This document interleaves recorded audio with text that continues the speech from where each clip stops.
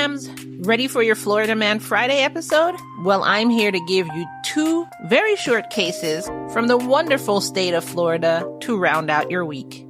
The first case is of a man who set his house on fire trying to bake cookies, and the second one is of a dog who went John Wick on his owner.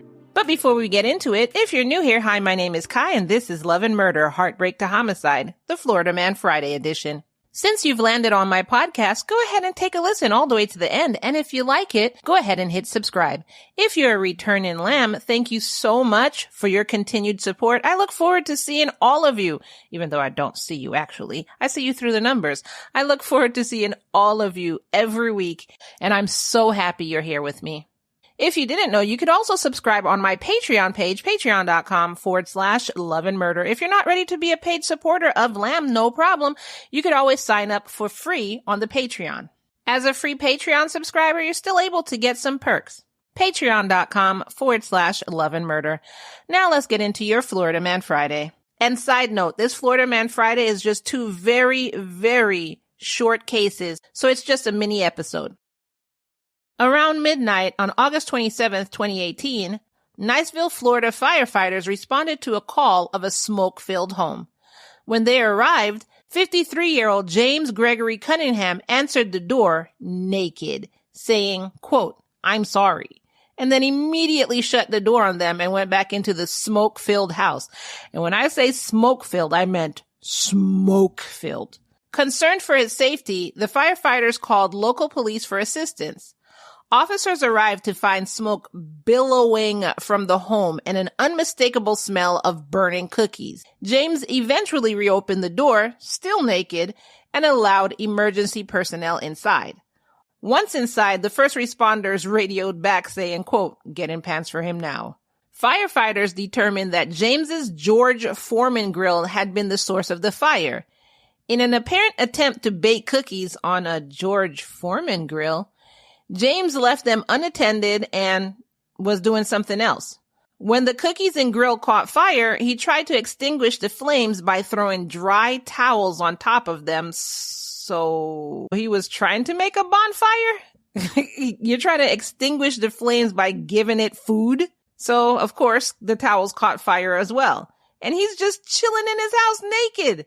James showed no sign of understanding the danger he was in. Yeah, he's just walking around his house, butt naked, while his house is burning around him.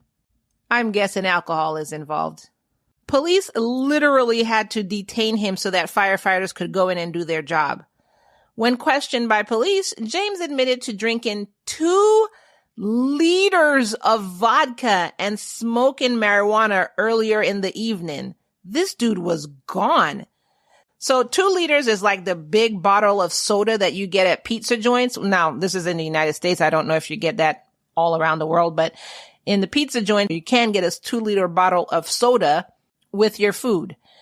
He drank that much vodka. Now, I don't drink alcohol, but all I know is 2 liters of anything in one sitting is a bit too much.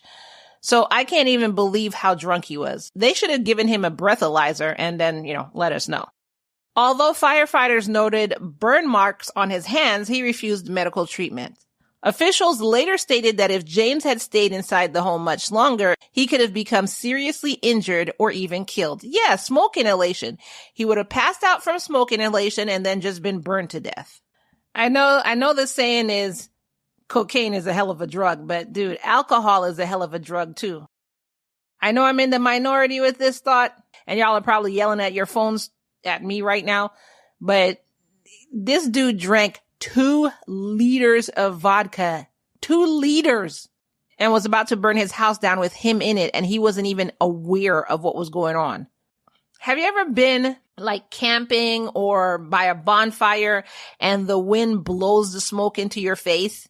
And your eyes start stinging and you're coughing and you can't breathe. This is what was going on in his house, and he still had no idea that he was in danger. So anyway, what did you think about that case? Let me know in the comments below. Now let's move on to the John Wick of puppies.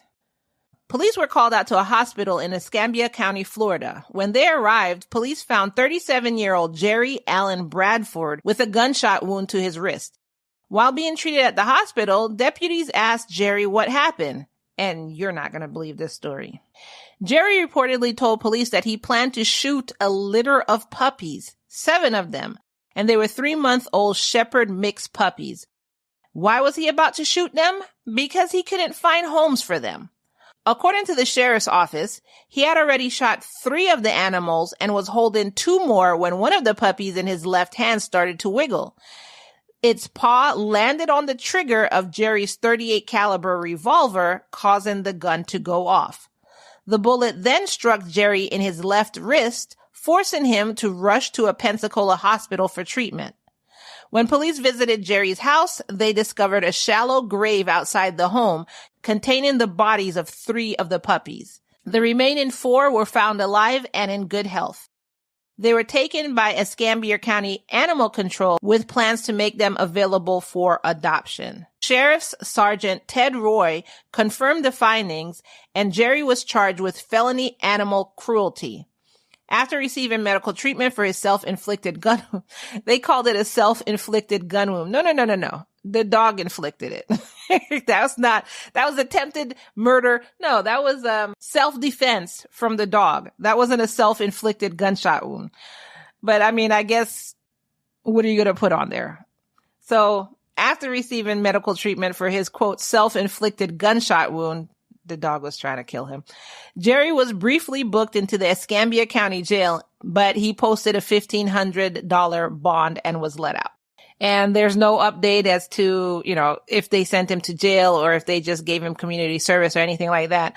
All I know is he went to jail, he got out on his bond, and he was out. What do y'all think about John Wick puppy?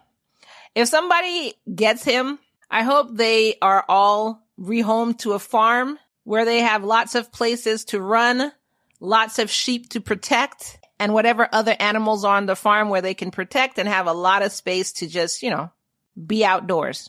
And if somebody doesn't name that puppy, that one particular puppy, John Wick, you missed a huge opportunity. So what do you think about that case? Let me know your thoughts in the comments below. And that's the 2 Florida Man minis that I have for you today. If you come across any Florida Man cases that you want me to talk about, don't hesitate to send it my way. You could do it at noconductradio@gmail.com, or the link for the case request is in the show notes below. Don't forget to join me over in the Patreon, whether you want to become a premium Lamb supporter or you just want to join the free Patreon. Patreon.com/love and murder.